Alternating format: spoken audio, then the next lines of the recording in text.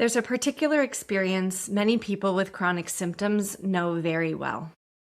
Your body is living on high alert. You scan your body without even meaning to, noticing sensations before anything else, bracing for what the day might bring, trying to plan ahead, trying to calm it all down. Over time, the body can begin to feel less like a place you live in and more like something you have to constantly monitor and manage. If that resonates, you are not alone in it. Hi, I'm Christie, a chronic pain therapist and a recovered chronic pain sufferer, and I remember this feeling of hyper-awareness so well. That feeling has a name and a mechanism, so let's talk about it. The autonomic nervous system is your body's built-in threat detection and regulation system, and it's constantly scanning for one primary question. Am I safe right now, or do I need to protect myself? And you can see this in everyday life. Let's imagine that you're driving and a car suddenly cuts you off. Before you've even fully registered what's happening, your foot is already on the brake. Your heart may have jumped, your body may have tensed, but you didn't consciously choose that sequence. That's your nervous system detecting threat and organizing a protective response in real time. And importantly, this system is not a flaw. It is one of the most sophisticated survival mechanisms that exists. When it's working well, it does exactly this.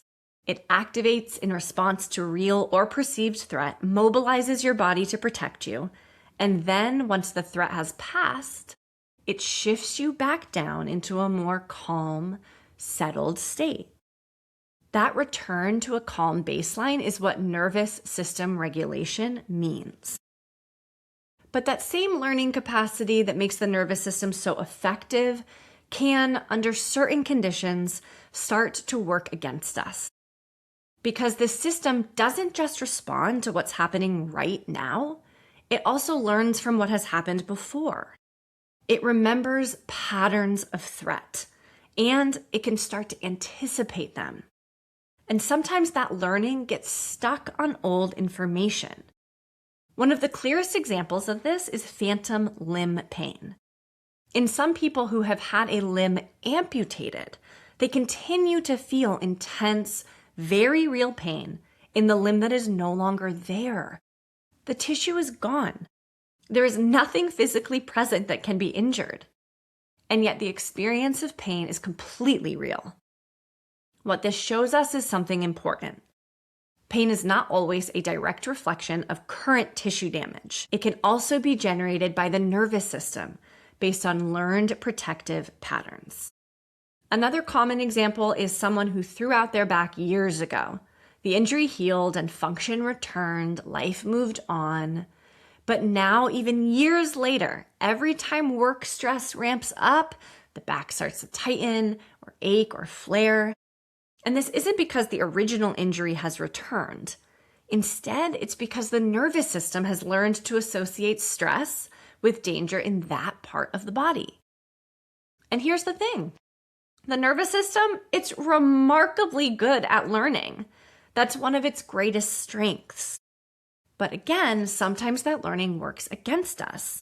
It can produce pain in response to stimuli that were once associated with injury long after the injury has healed. But this isn't a character flaw. It's actually the nervous system doing exactly what it was designed to do, just with outdated information.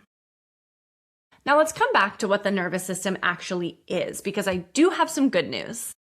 The nervous system is not fixed. It is not rigid. In fact, it's constantly updating based on new information and new experiences, including new signals of safety or threat. And that means what has been learned can also be unlearned. Or more accurately, it can be updated. So pain patterns, they are not permanent. They are not locked in. They are the result of a system adapting to what it believed was necessary at the time. And now we can start giving it new input. When you consistently send the nervous system signals of safety through things like breathwork, somatic awareness, or even moments of self-compassion, you're teaching the system over and over again, this moment is not dangerous.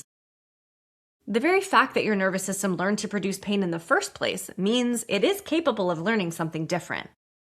And that's not a small detail. It's literally the entire basis for change. So that is the good news. And that isn't just reassurance. It's actually the mechanism for recovery. The nervous system's capacity to change is the process that makes recovery possible.